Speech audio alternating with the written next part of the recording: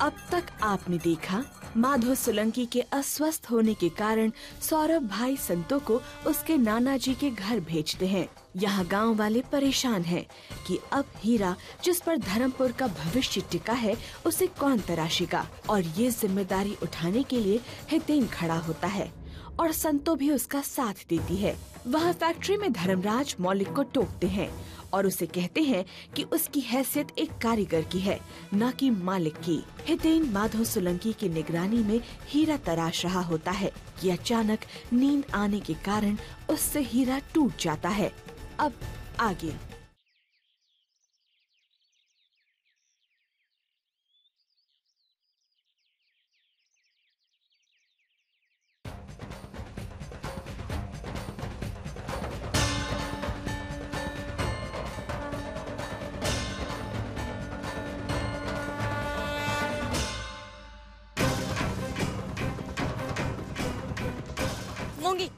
मूंगी, वो कहाँ है? कौन? हितेन भाई? हाँ। शायद तालाब किनारे नहाने गए होंगे।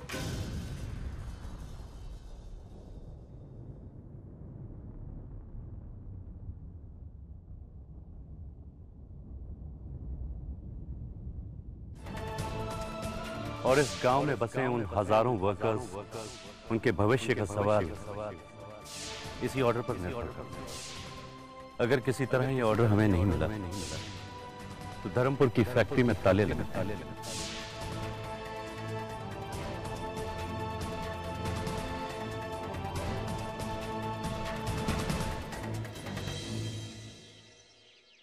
बर्बाद कर दिया ना तुमने हमारे परिवार को और इन गांव वालों को।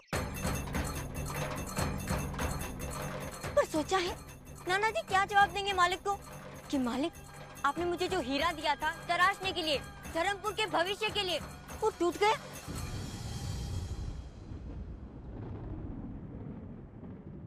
क्या मुंह लेकर जाएंगे नाना जी मालिक के पास? यही आखिरी उम्मीद थी गांव वालों की। मालिक ने कहा था इस हीरे के नमूने को दिखा के आगे काम मिलेगा, और तुमने सारी उम्मीदें तोड़ दी तुमने सारी उम्मीदें।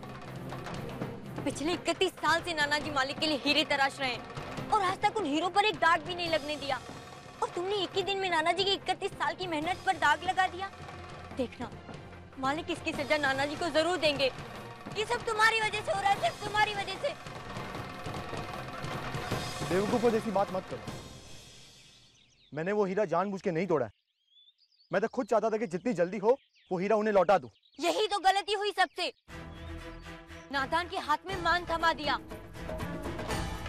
लायक नहीं थे तुम, फिर भी मेरी संतू ने तुम्हारा साथ दिया।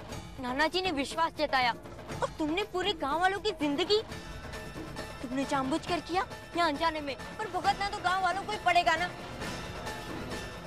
अगर इसकी सजा मालिक ने नाना जी को दी तो मैं तुम्हें कभी माफ नहीं करूंगी, कभी माफ नहीं करूंगी मैं तुम्हें।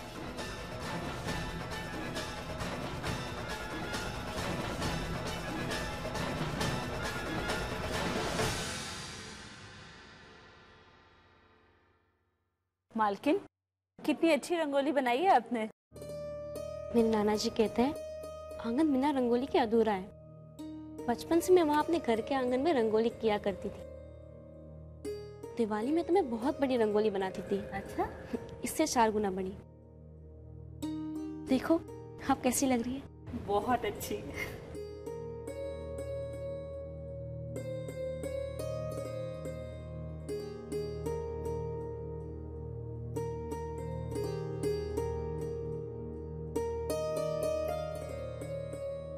સરસ બનાવી છે રંગોલી।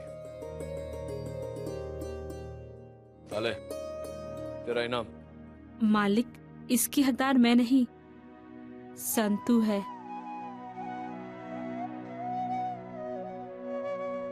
ले रंगोली माटे तारू इनाम। नहीं मालिक, ये मैंने बख्शीश के लिए नहीं, मन की खुशी के लिए बनाई है। पर खुशी की कोई कीमत नहीं होती। हाँ समझी गया। ले खुद अपने हाथों से चंपाकली को दे देना, गरीबों को मिठाई खिलाने के लिए, है ना?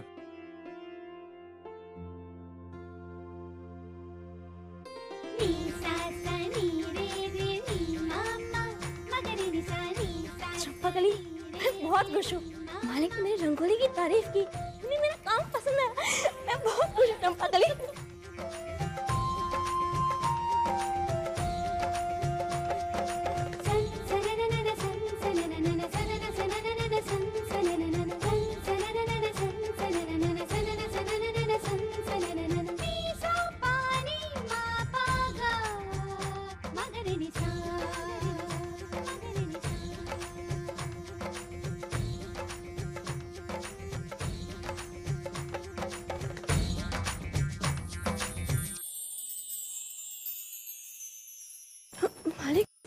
मौलिक की कोठरी सफा कर दी ना? जी मालिक, उन्होंने चाय नाश्ता भी कर लिया। बोलना कारखाने समय पर आ जावे, कल देर से आया था, है ना? जी।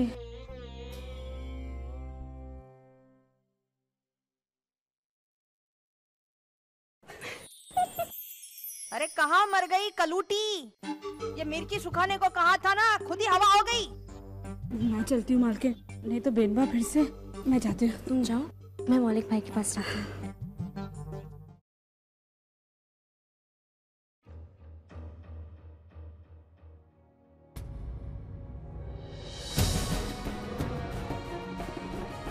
मौलिक भाई वो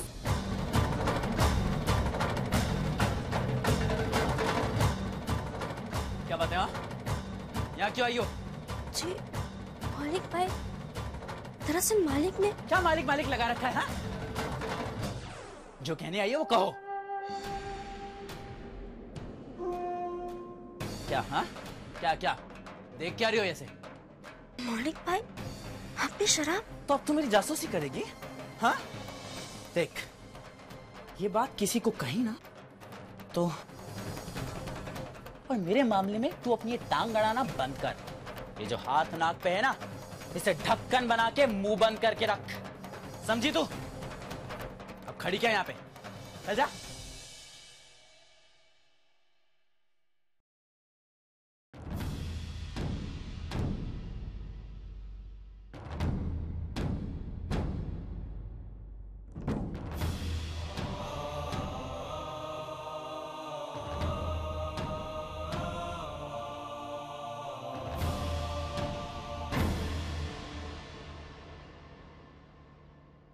बहुत बुरा हुआ, मुझसे आज तक एक हीरा नहीं टूटा।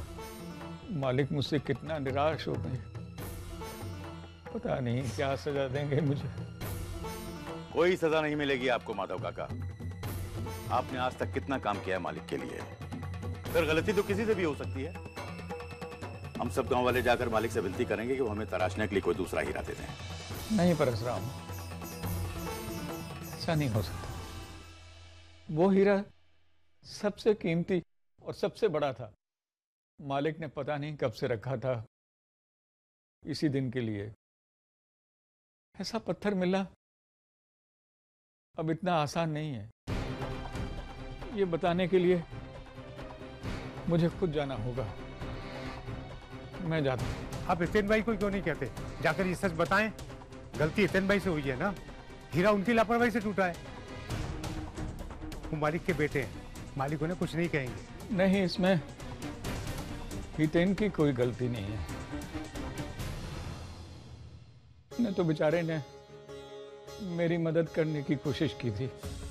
अब मालिक को जो सजा देनी होगी वो भुगतने के लिए मैं तैयार हूं।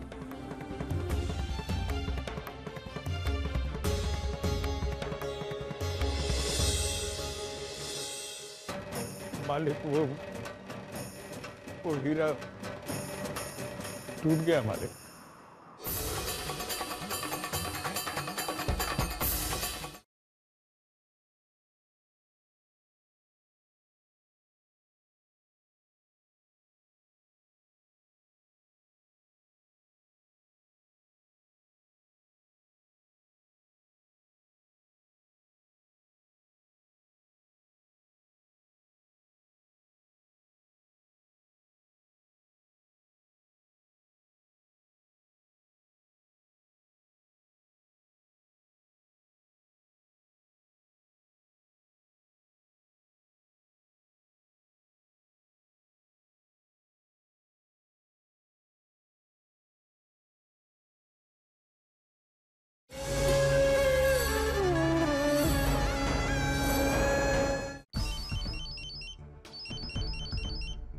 हेलो बापूजी, शैतान की आयु कितनी लंबी है? नाम लिया, फोन आया।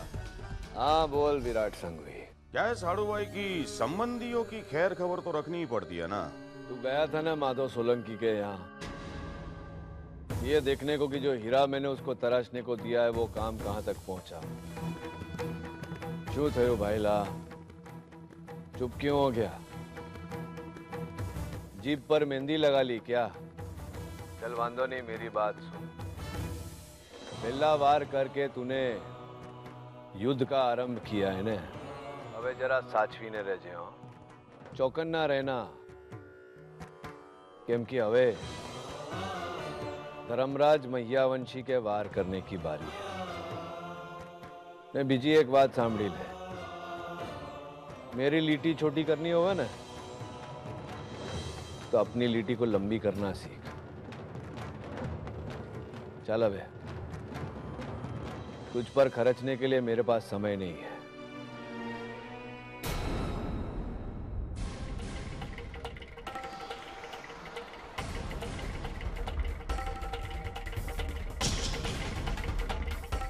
सच कहा साड़ू भाई, मुझे ही अपनी लीटी लंबी करनी होगी। कोई तो चाबी होगी तुम्हें नीचा दिखाने की।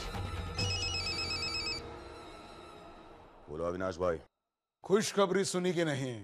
खुशखबरी सुनने के लिए कान तरस गए हैं, आप ही सुना दीजिए। माधव सोलंकी धर्मराज के लिए जो हीरा तराश रहा था, उस सैंपल डायमंड के 2 टुकड़े हो गए। वाह, मजा आ भी गई अविनाश भाई, क्या खबर सुनाई है आपने। अड़ू भाई, हो गई आपकी लीटी अपने आप छोटी।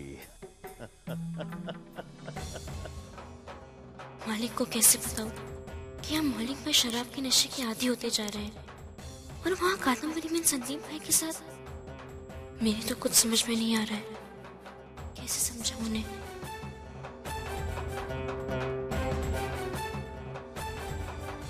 समझाना, चाय बनाना।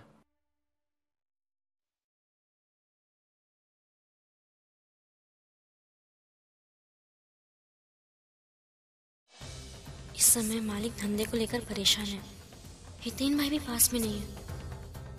इस समय क्या उन्हें बताना ठीक होगा कि मौलिक बाहर कादम्बरी पेन भी हाथ से निकल रहे हैं? क्या वो ये सब सह पाएंगे?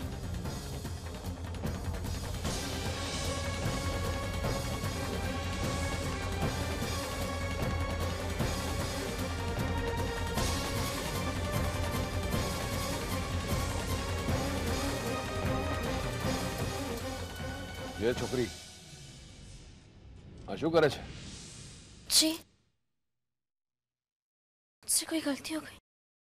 ये चाय पी, चल चाय पी जरा। पर ये तो आपकी चाय। मैं बोल रहा हूं ना, चाय पी।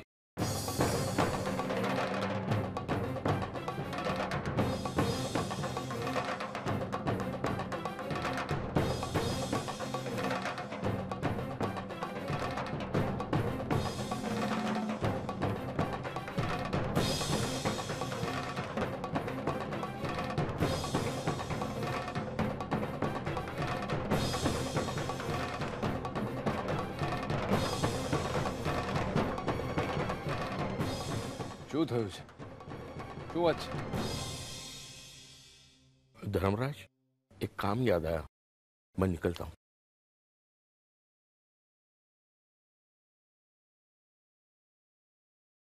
बोलने, जब तू चाय लेके आई ने, तब तेरा ध्यान कहीं और था। जब तूने 6 चम्मच साकर डाली ना, तब भी ध्यान कहीं और था। ने चाय पीते वक्त भी ध्यान कहीं और था। तेरा ध्यान घास चरने को गया होगा, पर मेरा ध्यान नहीं। चला वे बोल, बात क्या है?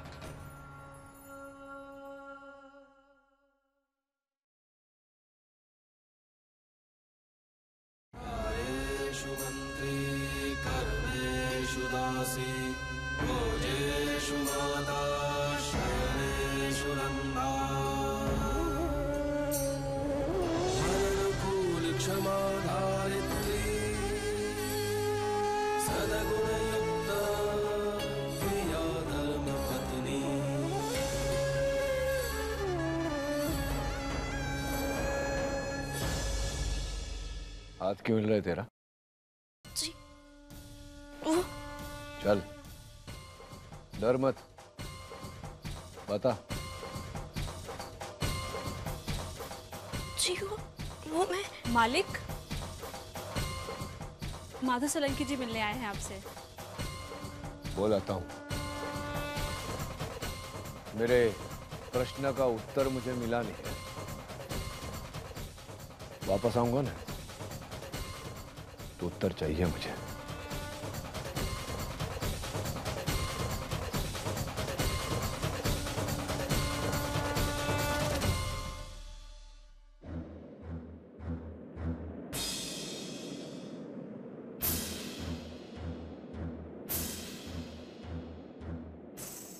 हाँ माधव काका, काम जल्दी पूरा हो गया नहीं?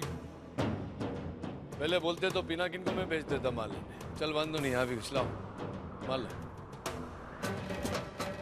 मालिक वो हीरा टूट गया मालिक।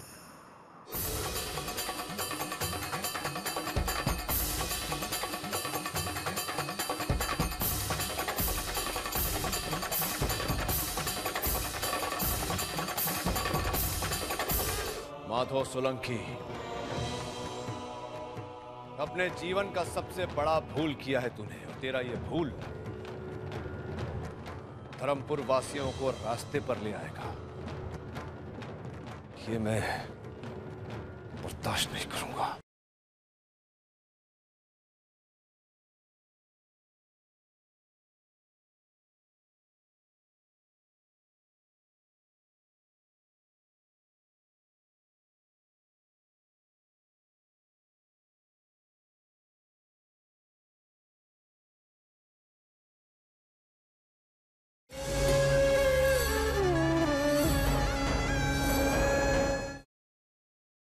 किसी और से होता तो बात समझ में आती, पर तुझसे कैसे हीरा टूट गया? आज तूने मेरा सम्मान और धर्मपुर का भविष्य दांव पर लगाया है।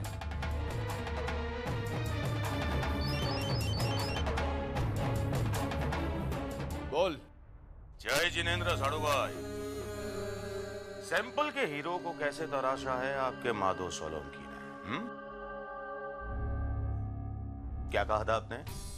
कि सारी दुनिया पर मेरी नजर रहती है भैला, और मेरे 7 कंट्रीज का ऑर्डर मुझसे छीनकर आपको मिल जाएगा। हाँ, अब अपनी सोचिए साड़ू भाई। आपके पास से चाइना और जापान का कॉन्ट्रैक्ट मैं छीन लूंगा। लीटी लंबी करने की बात कही थी ना आपने, लो कर दी मैंने। जय जिनेंद्र।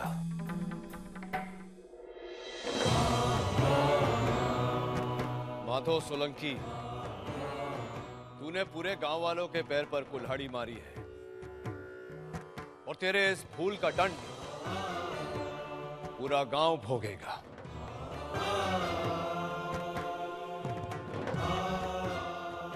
माधव सोलंकी, अपने जीवन का सबसे बड़ा भूल किया है तूने, और तेरा ये भूल धर्मपुर वासियों को रास्ते पर ले आएगा। ये मैं बर्दाश्त नहीं करूंगा। मालिक, जो हुआ वो बस।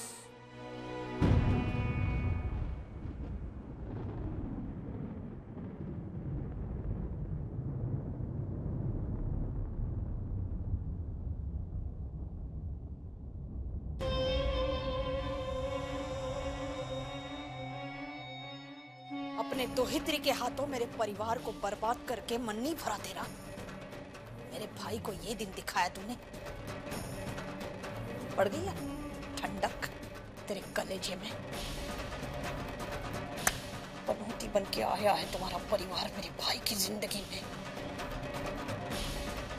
पता नहीं मेरा भाई अब क्या करेगा। अरे बेशर्मो, खड़े क्या हो? दफा हो जाओ, अभी हो गया ना तमाशा। चलो अभी चलो, निकलो, घर जाओ, चल निकलो।